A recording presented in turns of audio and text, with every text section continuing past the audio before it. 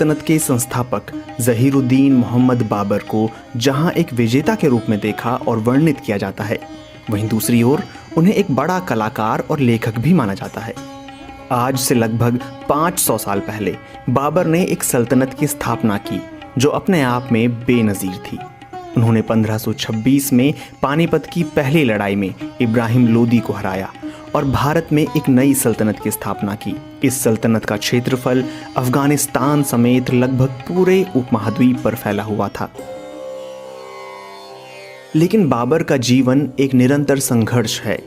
आज की दुनिया में बाबर का सबसे बड़ा परिचय उनकी अपनी आत्मकथा, उनकी किताब को आज बाबर नामा या दुज़्गे बाबरी के नाम से जाना जाता है। बाबर ने अपनी लगातार होती असफलताओं का जिक्र भी अपनी आत्मकथा में किया है, जिसमें वो लिखते हैं, जितने दिन मैं ताशकंद में रहा उतने दिन मैं बहुत ही दुखी और तंगदस्ती में रहा। देश कब्जे में नहीं था और ना ही इसके मिलने की कोई उम्मीद थी। ज़्यादातर नौकर चले गए थे और जो कुछ साथ रह गए थे वह गरीबी के कारण मेरे साथ नहीं घूम सकते थे। एक शेर में उन्होंने अपनी स्थिति व्यक्त की है जिसका अर्थ कुछ इस तरह है, ना तो मेरे पास अब यार दोस्त हैं, ना ही मेरे पास देश और धन है। मुझे एक पल का भी चैन नहीं है। यहाँ आना मेरा फैसला था, लेकिन मैं अब वापस भी नहीं जा सकता। बाबर ने एक बार अपना एक शेर जमशेद बादशाह के उल्लेख के बाद एक पत्थर पर कुंदवा दिया था, जो अब तजाकिस्तान के एक संग्रहालय में है। वह उनकी स्थिति की सही व्याख्या करता है। वो शेर कुछ इस तरह है, गिरफ्तेम आलम ब मर्दी व जोर व लेकिन न बर्देम ब खुद बगोर। इसका अनुवाद यह है कि बल और साहस से दुनिया पर विजय तो प्राप्त की जा सकती है, लेकिन खुद अपने आप को दफन तक नहीं किया जा सकता।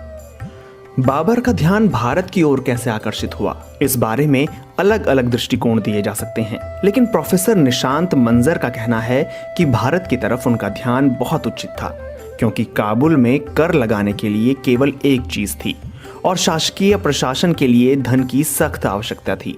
इसलिए बाबर के पास भारत की ओर रुख करने के अलावा कोई विकल्प नहीं था। इसलिए हम देखते हैं कि सिंधु नदी को पार करने से पहले उन्होंने भारत के पश्चिमी हिस्से पर पहले भी कई बार हमला किया था और वहां से लूटपाट के बाद वापस काबुल लौट गए थे। उनका कहना है कि बाबर जिस तरह से अपनी आत्मकथा शुरू करता है, किसी 12 साल के लड़के से इस तरह की हिम्मत और निश्चय की उम्मीद नहीं की जा सकती। लेकिन बाबर के खून में शासन के साथ साथ बहादुरी भी शामिल थी। बाबर के भारत के सपने के बारे में LF रुशब्रुक ने अपनी किताब ज़हीरुद्दीन मोहम्मद बाबर में लिखा है कि बाबर ने सबसे थक हार कर देख कात नामक गांव में रहने का फैसला किया। उन्होंने अपने आप को पूरी तरह से वहां के माहौल के अनुकूल बनाया। उन्होंने अपने सभी दावों को छोड़ दिया और एक साधारण अतिथि की तरह गांव के सरदार के घर पर रहने लगा। यहाँ एक ऐसी घटना घटी कि जिस पर भाग्य ने यह तय कर दिया था कि इसका असर बाबर के आने वाले जीवन पर पड़ेगा। गांव का सरदार 70 या 80 साल का रहा होगा, लेकिन उनकी मां 111 साल की थी और जीवित थी। इस वृद्ध महिला के कुछ रिश्तेदार तैमूर बेग की सेना के साथ भारत गए थे। यह बात उनके दिमाग में थी और वह उसकी कहानी सुनाती थी। बाबर के बुजुर्गों के कारनामों के बारे में उन्होंने जो कहानियां सुनाई, उन कहानियों ने युवा शहजादे की कल्पना में एक उत्साह पैदा कर दिया। इसमें कोई शक नहीं कि उस समय से ही भारत में तैमूर की विजय को ताज़ा करने का सपना उनके दिमाग में घूमता रहा। बाबर का जन्म और शिक्षा फरगना की राजधानी अंदजान में हुई थी। प्रोफेसर निशांत मंजर कहती हैं कि हालांकि उनके दोनों पूर्वज चंगेज खान और तैमूर लंग दोनों ही पढ़े लिखे नहीं थे, लेकिन वे इस बात से अच्छी तरह वाकिफ थे कि शिक्षा के बिना शासन चलाना मुश्किल काम है। इसलिए उन्होंने अपने बच्चों को उच्च शिक्षा दी। बाबर की शिक्षा भी इस्लामी परंपरा के अनुसार 4 साल और 4 दिन की उम्र से शुरू हो गई थी। चंगेज खान के वंशजों को शिक्षित करने वाले लोग वीगर समुदाय से थे। वो अब चीन के शिंजियान प्रांत में परेशान हाल में हैं, लेकिन मध्य पूर्व में उन्हें सबसे अधिक पढ़ा लिखा माना जाता था। स्टीफन डेल ने अपनी किताब गार्डन ऑफ एट पैराडाइज में बाबर के गद्य को दिव्य कहा है और लिखा है कि यह उसी तरह प्रत्यक्ष है जिस तरह आज 500 साल बाद लिखने की शैली आम है। उर्दू के मशहूर शायर गालिब ने लगभग 300 साल बाद उर्दू में लिखने की जिस शैली का आविष्कार किया और जिस पर उन्हें गर्व भी था, ऐसा स्पष्ट और सरल गद्य बाबर ने उनसे पहले अपने उत्तराधिकारियों के लिए लिखा था। बाबरनामा पढ़ते हुए पता चलता है कि उनकी पहली शादी उनकी चचेरी बहन आयशा से हुई थी। आयशा से एक बेटी पैदा हुई थी जो 40 दिन भी जीवित नहीं रह सकी। लेकिन बाबर को अपनी पत्नी से कोई प्यार नहीं था। उन्होंने लिखा है, उर्दू बाजार में एक लड़का था बाबरी नाम का, जिसमें हम नाम का भी एक जुड़ाव था। उन्हीं दिनों मुझे उससे एक अजीब सा लगाव हो गया। इस परिवश पे क्या हुआ शैदा, बल्कि अपनी खुदी भी खो बैठा। बाबर का लिखा एक फारसी शेर है, हेज किस चूं मन खराब व आशिक व रुस्वा मबाद, हेज महबूब चोत व बेरहम व बेपरवा मबाद। इसका अर्थ कुछ इस तरह से है, स्थिति यह थी कि अगर बाबरी कभी मेरे सामने आ जाता तो मैं शर्म की वजह से निगाह भर उसकी ओर देख भी नहीं पाता। भले ही मैं उससे मिल सकूं और बात कर सकूं, बेचैन मन की ऐसी अवस्था थी कि उसके आने का शुक्रिया तक अदा नहीं कर सकता था, उसके ना आने की शिकायत भी नहीं कर सकता था और ज़बरदस्ती बुलाने की हिम्मत भी नहीं थी। शोम शर्मिंदा हरगह यार खुदरा दर नज़र बेनम, रफ़ीका सुए मन बेनंदू मनसूए दीगर बेनम। और इसका मतलब है, उन दिनों मेरी ऐसी स्थिति थी, इश्क और मोहब्बत का इतना ज़ोर और जवानी व जुनून का ऐसा प्रभाव हुआ कि कभी कभी नंगे सिर नंगे पैर महलों बगीचों और बागों में टहला करता था। न अपने और पराये का ख्याल था, न ही अपनी और दूसरों की परवाह। वैसे बाबर की सबसे प्यारी पत्नी माहिम बेगम थी, जिसके गर्भ से हुमायूं का जन्म हुआ। बाबर का एक शेर कई जगहों पर नजर आता है, नौ रोज व नौ बहार व दिलबरे खुशस्त, बाबर बहएश कोश के आलम दोबारा नीस्त। इसका मतलब है, 9 रोज हैं, नई बहार हैं, शराब है, सुंदर प्रेमी है, बाबर बस ऐश और मस्ती में ही लगा रहे कि दुनिया दोबारा नहीं है।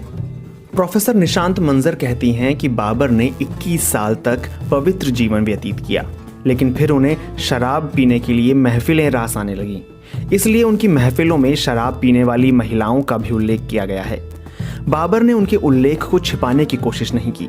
वह अपने पिता के बारे में भी लिखते हैं कि वह शराब के आदी थे और अफीम भी लेने लगे थे, जबकि हुमायूं के बारे में तो मशहूर है कि वह अफीम का आदी था। निशांत मंजर बताती हैं कि जब बाबर ने शराब से तौबा की तो यह उनकी रणनीति थी। उनके सामने भारत का सबसे बड़ा जंगजू राणा सांगा था, जो इससे पहले कभी किसी युद्ध में नहीं हारा था। पानीपत की लड़ाई के बाद बाबर की सेना आधी रह गई थी। जंग के दौरान एक समय आया जब बाबर को सामने हार दिखाई दे रही थी। तब उसने पहले एक उग्र भाषण दिया और फिर शराब से तौबा कर ली। बाबर पर भारत में हमलावर होने और मंदिरों को तोड़ने, जबरन हिंदुओं को इस्लाम में परिवर्तित करने के आरोप लगाए जाते हैं, जबकि उनके पोते जलालुद्दीन मोहम्मद अकबर को शांति दूत कहा जाता है। लेकिन दिल्ली विश्वविद्यालय के इतिहास विभाग के सहायक प्रोफेसर सैफुद्दीन अहमद कहते हैं कि इतिहासकारों और राजनीतिक विशेषज्ञों ने अक्सर अकबर बादशाह और अशोक को एक मजबूत शासक के रूप में देखा और उनके महत्व पर प्रकाश डाला है। इन दोनों व्यक्तित्वों को भारत के लंबे इतिहास में साम्राज्य निर्माण की नब्ज माना जाता है। इसके उलट बाबर अयोध्या में राम मंदिर को तोड़कर मस्जिद के निर्माण करने के लिए बदनाम है। बाबर का वसीयतनामा, जो उनके अपने बेटे और उत्तराधिकारी हुमायूं के लिए बनाया था, वह खुरासान में विकसित राजनीतिक विचारधारा का एक उत्कृष्ट उदाहरण है। बाबर ने कई ऐसे मुद्दों की ओर इशारा किया है जिन्हें आज के राजनीतिक दल पूरी तरह से अनदेखा करते हैं या उस पर अमल करने से बचते हैं।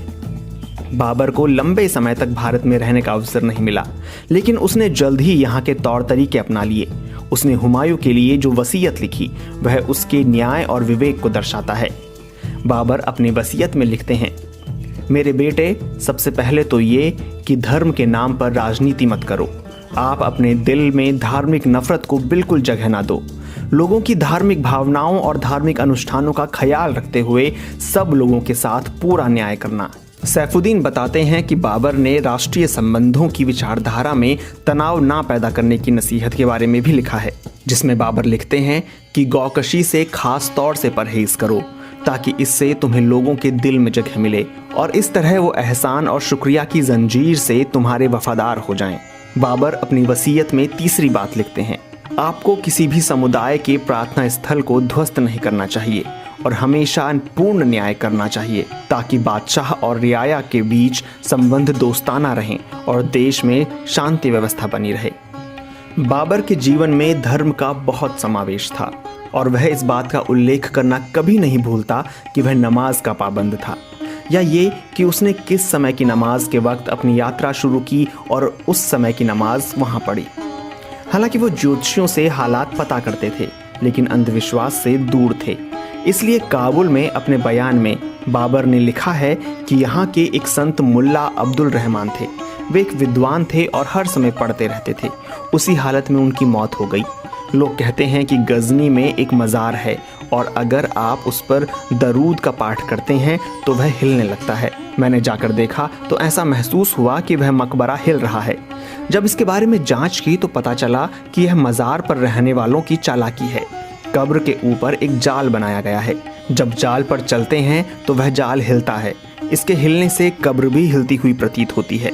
मैंने उस जाल को उखड़वा दिया और गुंबद बनवा दिया। बाबरनामा में इसी तरह की कई घटनाएं हैं, लेकिन बाबर की मृत्यु अपने आप में एक बहुत ही आध्यात्मिक घटना है।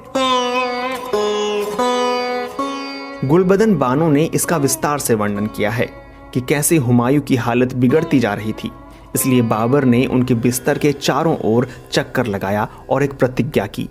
वह लिखती हैं कि हमारे यहाँ ऐसा हुआ करता था, लेकिन बाबा जानम ने अपने जीवन के बदले में हुमायूं का जीवन मांगा था।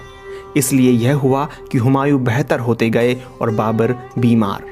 और इसी हालत में 26 दिसंबर 1530 को एक महान विजेता ने दुनिया को अलविदा कहा और अपने पीछे अनगिनत सवाल छोड़ गया।